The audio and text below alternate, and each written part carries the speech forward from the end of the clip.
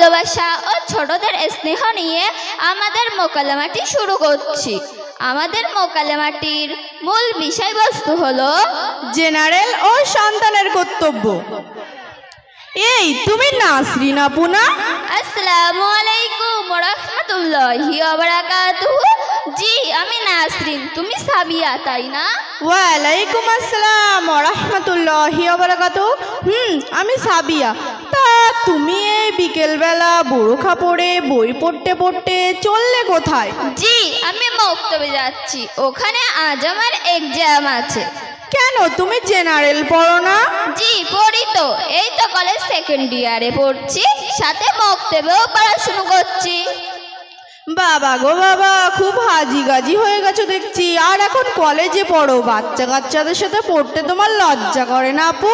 আরে বল, লজ্জা লাগার কি আছে? আমি মক্তবে শিখতে যাচ্ছি, দিনের পথে ফিরে আসতে চাই, জান্নাতের রানীদের মতো একজন হতে চাই, এতে আবার লজ্জা লাগার কি আছে? আচ্ছা বোন, তুমি কোন ক্লাসে পড়ো? ক্লাস ফার্স্ট ইয়ারে পড়ি। যাক মাশাআল্লাহ। আচ্ছা বোন, তুমি কোরআন পড়তে জানো? মানে আমি ছোটবেলায় নুরানি কায়দা পড়তাম, পড়াশোনার চাপে ওসব আর হয়ে ওঠেনি। তা তুমি মুসলিম ঘরের মেয়ে হয়েও, এত বড় হয়েও এখনো পবিত্র আল কোরআন পড়তে পারো না? তা তোমার লজ্জা লাগে না? আরে আপু বললাম না, পড়াশোনার এত চাপ, ওসব আর হয়ে ওঠেনি। তুই বলবি এবার। আরে ফোন এসেছে। ও শিট, এক্সকিউজ মি। হ্যালো, হ্যাঁ সোনা, আমি এক্ষুনি আসি, তুমি একটু ওয়েট করো, রাগ করো না প্লিজ, আমি 5 মিনিটে আসছি, ওকে? আরে আপু গো আপু, আমার অনেক লেট হয়ে গেল, বয়ফ্রেন্ড অপেক্ষা করছে, যেতে হবে। আল্লাহ গো, যা রাগ করেছে না, কিভাবে জোর রাগ ভাঙাবো। আরে আপু আমি চললাম, বাই বাই। দাঁড়াও দাঁড়াও দাঁড়াও, কোথায় যাচ্ছ তুমি? আরে বললাম না, বয়ফ্রেন্ড অপেক্ষা করছে, যেতে হবে। ও আচ্ছা, কয়টা বয়ফ্রেন্ড তোমার? আপাতত 3টের সাথে চলছে। তো কি চিন্তা ভাবনা করলে, কাকে বিয়ে করবে? আরে আপু তোমার কি মাথা খারাপ হয়ে গেছে নাকি? প্রেম করছে নিজের ইচ্ছায়, বিয়ে করবো পিতামাতার ইচ্ছায়। আর আমরা এখন ক্রেজি গার্ল, জীবনটাকে একটু এনজয় না করলে হয়? তাই বলে তুমি এত ছেলের ইমোশন নিয়ে খেলবা? এসব প্রেম ভালোবাসা ইসলামের সম্পূর্ণভাবে নিষিদ্ধ। ওরে আর ইমোশন, ওরা কত কত মেয়েদের সাথে কথা বলেছে। আর এখন এই মডার্ন যুগ, এই যুগের সাথে একটু তাল না মিলিয়ে চললে হয়? তা তুমি এতগুলো ছেলেকে একসাথে হ্যান্ডেল করো কিভাবে রে? আরে আপু, এটা ডিজিটাল পৃথিবী, হ্যান্ডেল করা তো কোনো ব্যাপারই না। তা তুমি রাতের বেলা কথা বলো? রাত কয়টা পর্যন্ত কথা বলো? না, রাতের বেলা কথা বলি না। রাতের বেলা কথা বললে পাশের রুম থেকে আব্বু আম্মু শুনতে পাবে, তাই সারাদিনেও কথা বলি না। আরে বললাম না, এটা ডিজিটাল ওয়ার্ল্ড, এখন হোয়াটসঅ্যাপ, ফেসবুক, এমো এগুলো দিয়েই সারা রাত কথা বলা যায়। রাত 2-3টে পর্যন্ত কথা বলি। আরে আপু আমার অনেক লেট হয়ে গেল।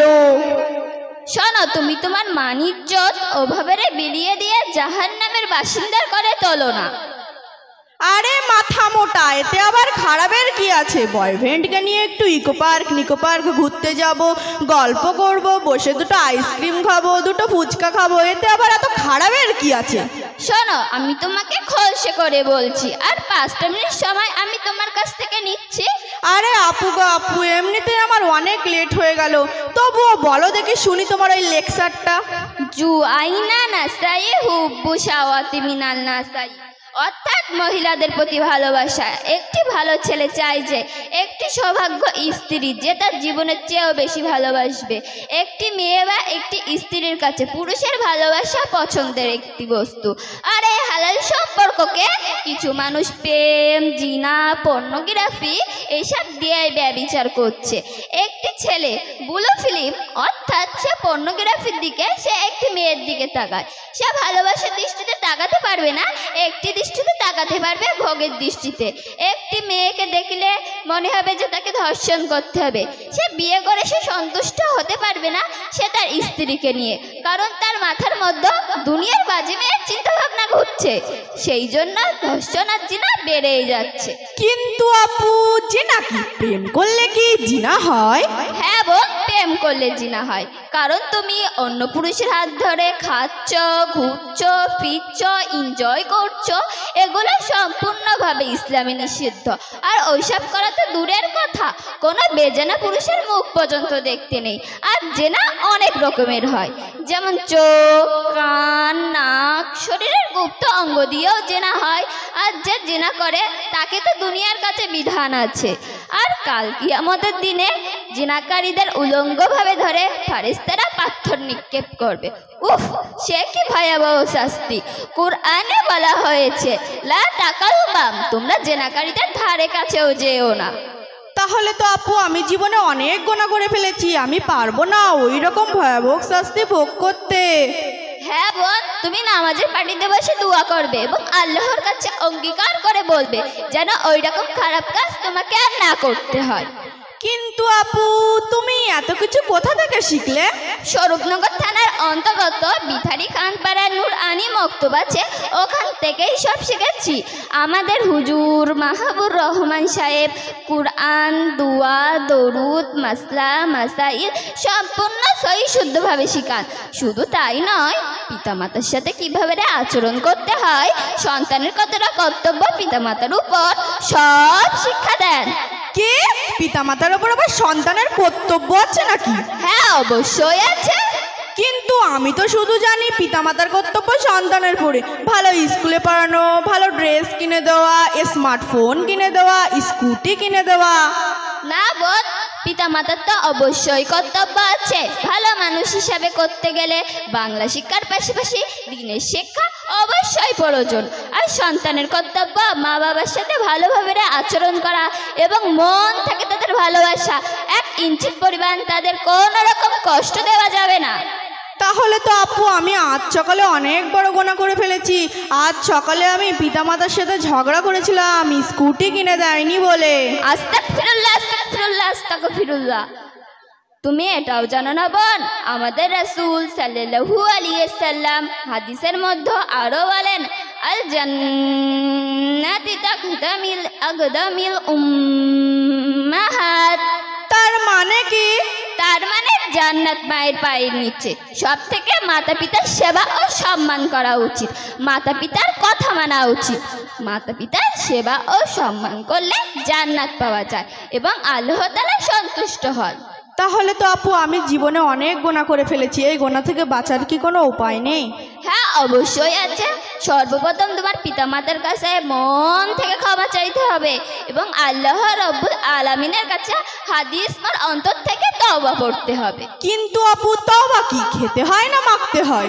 আস্তাগফিরুল্লাহ, আস্তাগফিরুল্লাহ। তুমি মুসলিম ঘরের মেয়ে হয়েও বলছো তওবা খেতে হয় না মাখতে হয়? তওবা কোনো খারাপ কাজ থেকে ভালো কাজে ফিরে আসা। কিন্তু আপু আমি তো তওবা পড়তে জানি না, তুমি কি আমাকে শিখিয়ে দেবে? হ্যাঁ, অবশ্যই শিখিয়ে দেবো, কেন দেবো না, আমার সাথে পড়ো। আচ্ছা ঠিক আছে। তওবা তওবা আস্তাগফিরুল্লাহাল্লাযী, তওবা তওবা আস্তাগফিরুল্লাহাল্লাযী, লা ইলাহা, লা ইলিবিলি।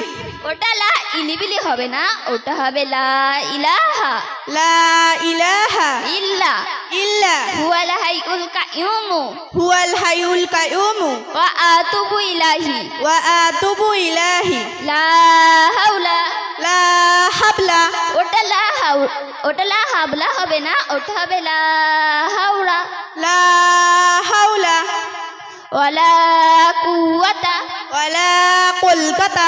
ওটা ওলা কলকাতা হবে না, ওটা হবে ওলা কুওয়াতা, ওয়ালা কুওয়াতা ইল্লা বিল্লাহি আল ইলাযীম, ইল্লা বিল্লাহি ওয়ালা দিল্লি। ওটা ইল্লা বিল্লাহি ওয়ালা দিল্লি হবে না।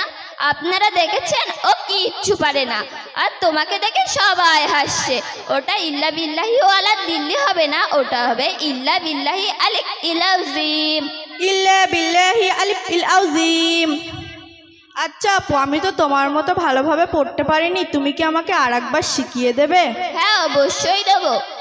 তওবা তওবা আস্তাগফিরুল্লাহাল্লাযী, তওবা তওবা আস্তাগফিরুল্লাহাল্লাযী, লা ইলাহা, লা ইলাহা ইল্লা ইল্লা হুয়াল হাইয়ুল কাইয়ুম হুয়াল হাইয়ুল কাইয়ুম ওয়া আতুবু ইলাইহি, ওয়া আতুবু ইলাইহি, লা হাওলা লা হাওলা ওয়ালা কুওয়াতা ওয়ালা কুওয়াতা ইল্লা বিল্লাহিল আলিয়্যিল আযীম।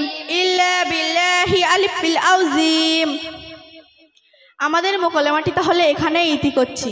আসসালামু আলাইকুম ওয়া